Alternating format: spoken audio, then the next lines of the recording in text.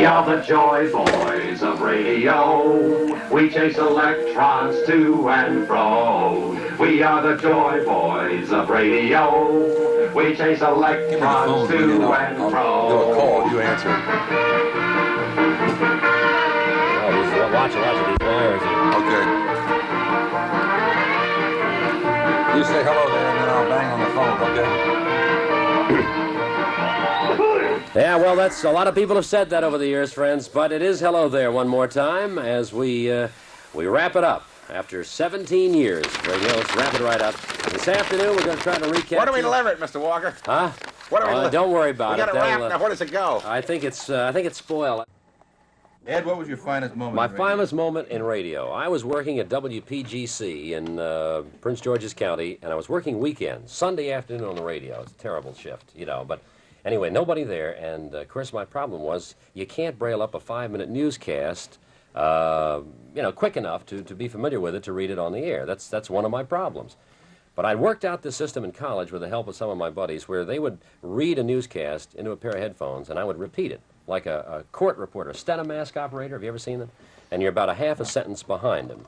And every time he'd make a mistake, I'd make a mistake. So I would patch into another station that used the same wire service.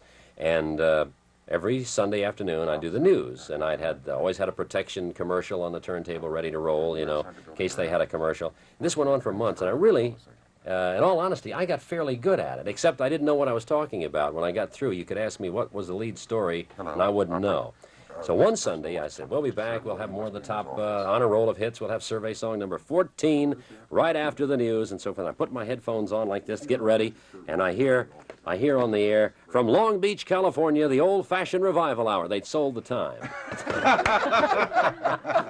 So I did this. Ladies and gentlemen, due to technical difficulties, we're unable to bring you the news at this time. And I do a little, what?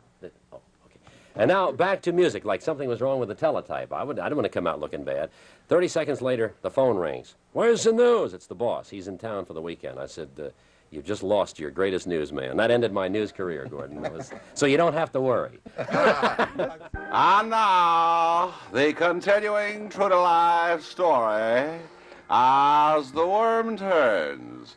The story of life today in a big city hospital, and all brought to you by Scuff No More, the miracle plastic product of the space age to spray your little children, to protect them from other little children. It's early afternoon as our story opens in Big City Hospital today. We find ourselves outside of the office of the highly respected throat surgeon, Dr. Clayton Jackson Durante. Dr. Durante was awakened in the middle of the night by a telephone call from a top 40 radio station where the all-night disc jockey had some pleading moments with the doctor. The doctor, being true to the medical profession, told him to call back in the morning, which he did. Outside the door now, pacing nervously, fiddling with his cigarette pack, he nervously lights his cigarettes. There's a moment as he puffs, thinking to himself, what could this possibly be? Finally, the doctor knocks on the door. Oh, the doctor knocks on the door. I'm sorry. Let me try it again, all right? You haven't been here for months. No, Go ahead. Old habits are hard to break. Doctor knocks on the door. Forget it. Come on in. And the young DJ, Pearly White, speaks. Doc? Yeah, what is it, Junior? Dr. Durante? Yeah, that's me, Clayton Jackson Durante. Doc? Come on in and sit down, Junior. I am sitting down. You're just short, huh, kid? I'm a short jock. I got a million of them, a million of them. Doc, Peace, love, and We watches the ruined light. Howard Streeter. Remember Howard Streeter used to work here? He was No. a newsman. Howard Streeter, we used to introduce him as Tarzan, his favorite newscaster, Howard Cheetah, and, you know, all that Yeah. crap. And the guy just, I mean, anything we said, he laughed at, and they fired And him. he felt terrible. Not for that The reason. guy went to work as an executive for Monsanto. He's making more money than he's out in St. Well, Louis. you did him a favor. My apologies to Willard, but listening to you folks on the air, you get the feeling that you're the brains of the outfit. If that's true, then we are all in trouble.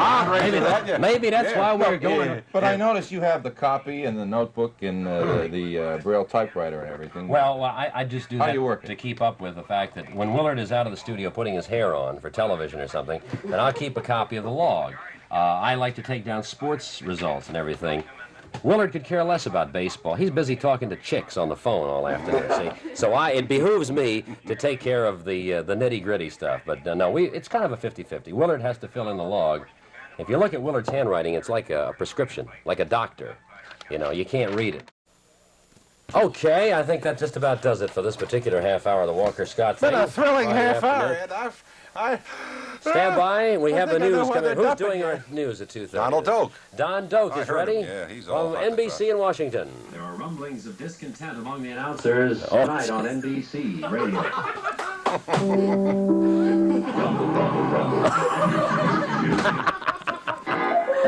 That'll take your FM. And now the news with Don Doak, ladies and gentlemen. The Don Doak Show, brought to you by Equitable Savings and Loan Association, where your insured passbook savings earn 5% interest from the day of deposit to the day of withdrawal. Now, here's Don.